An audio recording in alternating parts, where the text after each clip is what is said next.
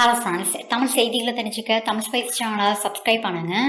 நாடாளுமன்ற தேர்தல் வர இருக்கு. ஸோ இதற்காண்டி பல கட்சிகளும் கூட்டணி குறித்து எந்த கட்சியோட கூட்டணி அமைச்சு போட்டியிடலாம் அப்படின்னு ஆலோசனை நடத்திட்டு இருக்காங்க. இப்போ பார்த்தீங்கன்னா தமிழகத்தில் திமுகவானது காங்கிரஸ் கட்சியோட ஒரு வலுவான கூட்டணி அமைச்சிருக்காங்க. அதே மாதிரி தேர்தலுக்காண்டி திமுகவோட கூட்டணி வச்சுக்கிறதுக்கு பல கட்சிகளும் பேச்சுவார்த்தை நடத்திட்டு இருக்காங்க.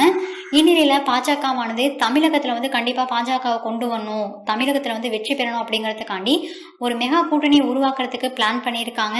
அதற்கு ஜனவரி 18ஆம் தேதியை தான் சூஸ் பண்ணியிருக்காங்க.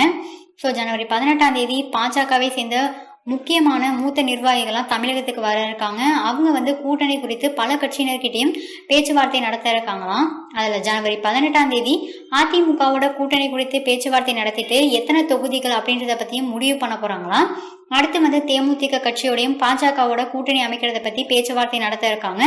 அதுக்கப்புறம் மூணாவதா பாமக கட்சி, இவங்க கூட கூட்டணி அமைக்கிறத பற்றி பேச்சுவார்த்தை நடத்த இருக்காங்களாம். தமிழகத்துல திமுகவோட கூட்டணியை எதிர்த்து பாஜகவும் ஒரு மெகா கூட்டணியை உருவாக்கி வரக்கூடிய தேர்தலில் திமுக காங்கிரஸ் கூட்டணியை தோற்கடிக்கணும் அப்படின்னு பல்வேறு திட்டங்களை போட்டிருக்காங்க.